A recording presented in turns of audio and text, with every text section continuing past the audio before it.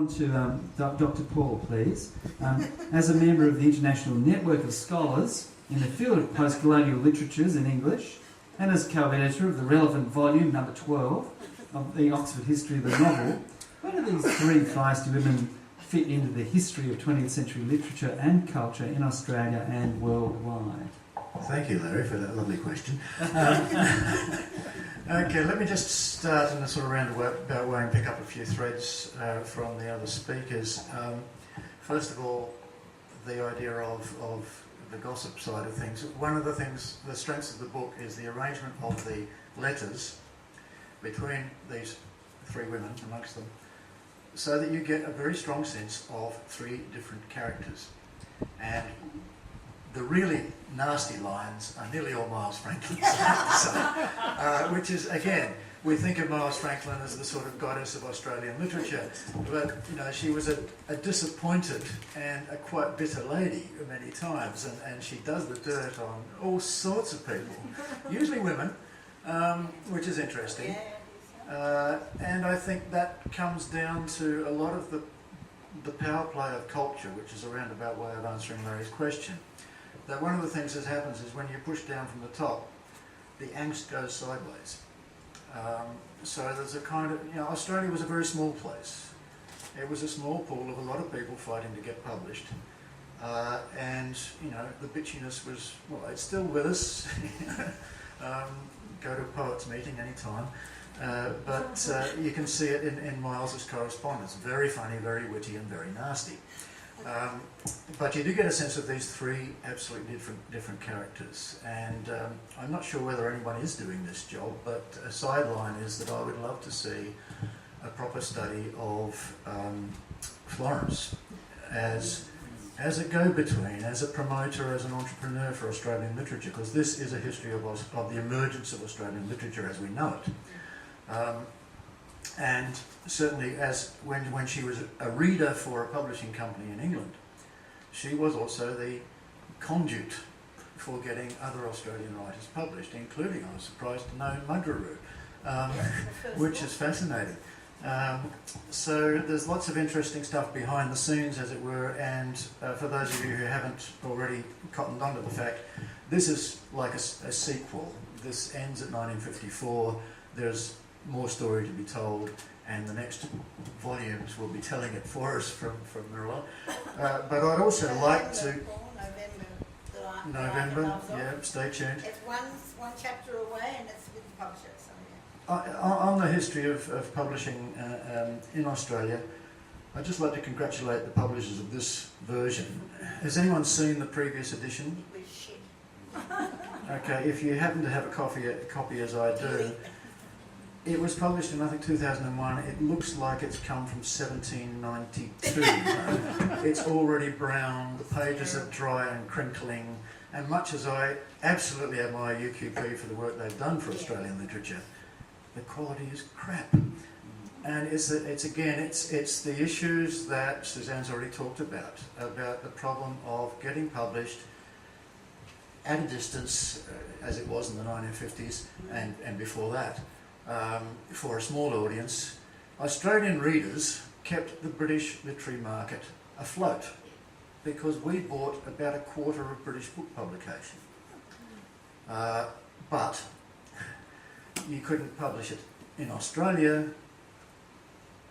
on its own because the market was too small and the distances for distribution were too difficult, and that's still a problem in some respects. So these people, and you can see it ironically in Miles Franklin again, who keeps telling Dimpfner, stay in London until you get established before you come back again, because she'd come back too early, as she saw herself and you know, failed. So publishing-wise, I mean, as I say, it's a history of Australian lit. Through my doctoral studies, and in the first years of my job at Wollongong Uni, teaching literature, including Australian at the time, there were people who would regularly come up and say, Ostlit, you know, are there any writers in Australia worth studying? And one of those was my colleague in Wollongong, and he said, oh yes, I read Ostlit, it was on the plane coming out here. and that was D.H. Lawrence's Kangaroo. So, these women are the pioneers in that sense. They still did have to go to London to get published and to get recognised before they could get an audience back home, as it were. In doing that, they were subject to all sorts of prejudicial arrangements. There was the thing called the Traditional Markets Agreement, which meant that if you were publishing in Australia, you had to publish through England, and if you wanted to get into the American market, you had to go through an English publisher to get into the American market.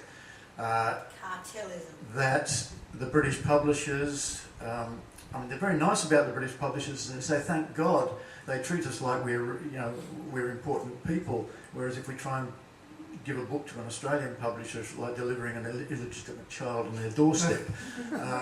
And there are instances of Australian publishers just really not being up to scratch on how the market worked.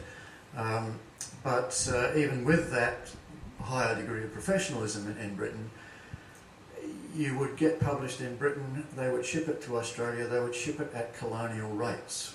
They would sell it more cheaply, and they would sell it where the royalties went to the author at the price it was sold in Australia. To the retailer, not to the publisher. To the retailer. So you were losing money all down the chain, compared to when they started to work it from the Australian end and send it back, which took a long, long time to happen.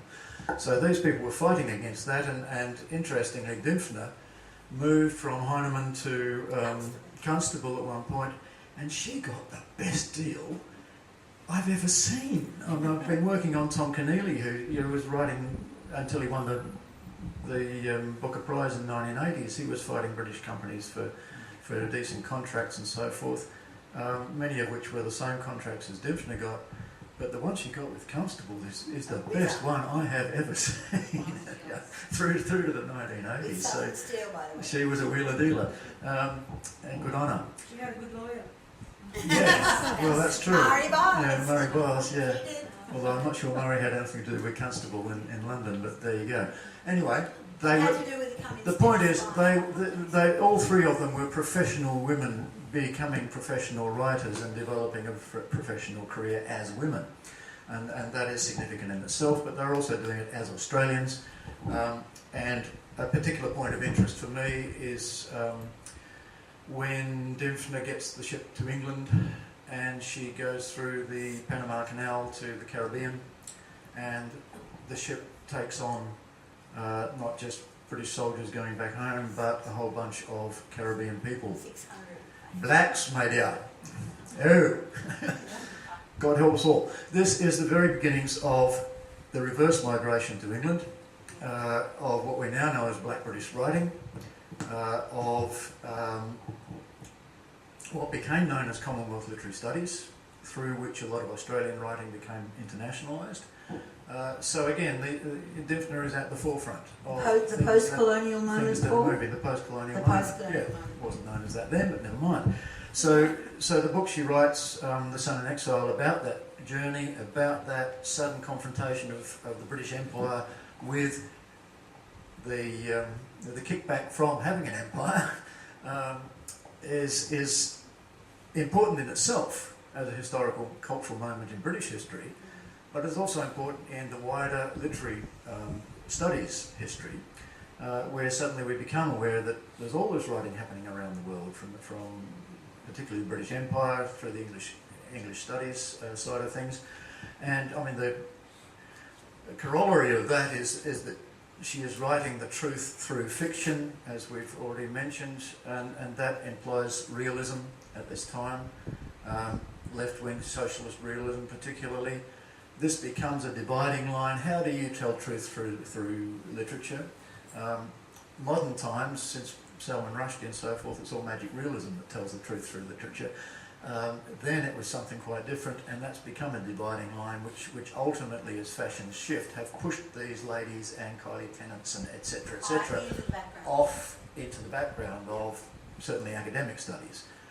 It's time they were brought back again, and they will be brought back again, because one of the shifts that's also happening is not studying just national literary formations but transnational literary formations, and this moment of contact with the Caribbean has again an interesting feedback for Australia in that one of the writers from Trinidad migrated to Australia and produced a lovely novel called The Crown Jewel, a guy called Ralph de Boissière, and become a West Indian writing, but West Indian writing published in Australia, which of course was not very well noticed at the time, but it's there. It was part of the Frank Hardy circuit, Another Moment.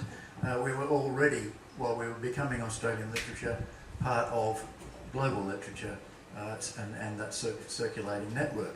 Now, I'm probably talking far too long. Paul. I think that's perfect, actually. Can I add a little No, I note think it's a here? very good note to end on. Can I add a little note to this? And that is getting it to young women has been my mission. And I had conversations with the English Teachers Association in the last week, and I'm really proud to report that we are developing together a unit for Year 11 women in English and collaborating using websites which will make the information available to teachers to actually teach Dina, Miles and Florence in the high schools, which I think, you know, the main thing out of all of this is that people get led back to their books, and that's the way of doing it. Great, thanks.